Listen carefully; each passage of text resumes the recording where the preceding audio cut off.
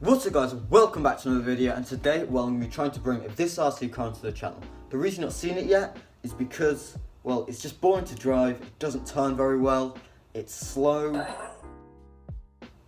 it's slow, it's slow, it's slow. Wait, what? Oh yeah, I forgot, the project has already begun. So, I've started off by installing my own ESC and motor. So this is a brushless motor and a brushless ESC, both capable of 3S power. What you just saw there was a 2S run-up without even that much of a run-up. So, I reckon I can get this to fly. The project for the next few days will be to try to get this to go as fast as possible. The first place to start will be to gear it up.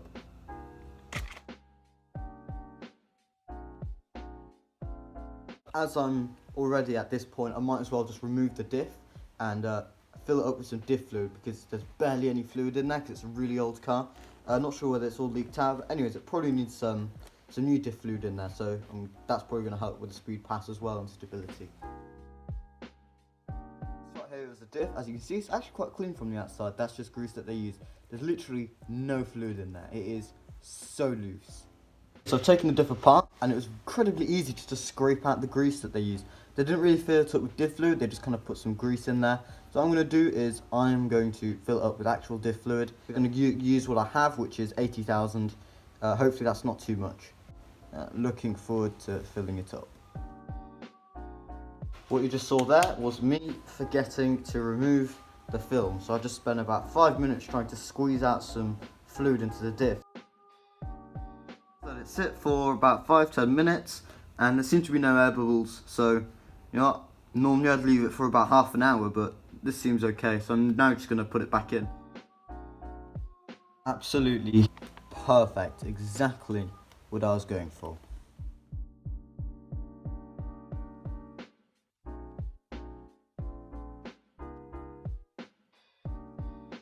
Alright guys, so it's -2 in here, so I've acquired a hat because it's absolutely freezing. But, good news, everything has gone to plan, which is definitely the first time that's ever happened for me on this channel. So, the pinion gear fits on perfectly, and there's a little bit of play, which is absolutely perfect to reduce noise. Just enough space on the motor mount for the 29-tooth pinion.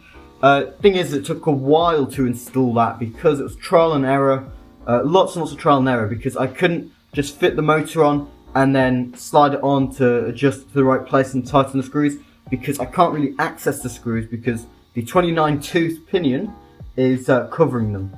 And you see I've also installed the metal spur gear right there. And so, I mean, in theory, and that is a million times quieter than it was before. Alright, so it's all looking good, except for one thing.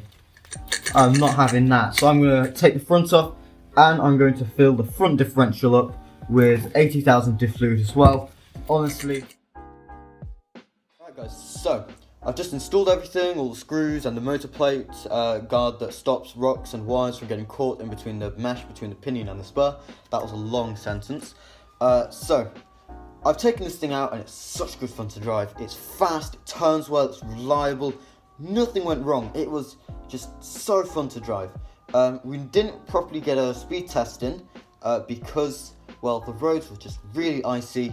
The road we drove on, because it's so quiet, it just had loads of potholes, and every time that I hit pothole, it would send it off track, so of course you couldn't go full speed, and then also the camera, or the GoPro, would tilt upwards. You see that in the footage in a bit. Next on this channel, I'm going to be making this 3S.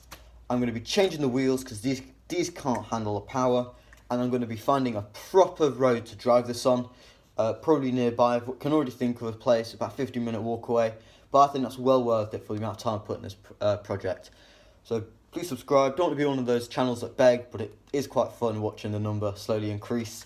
And well, I'll see you next time.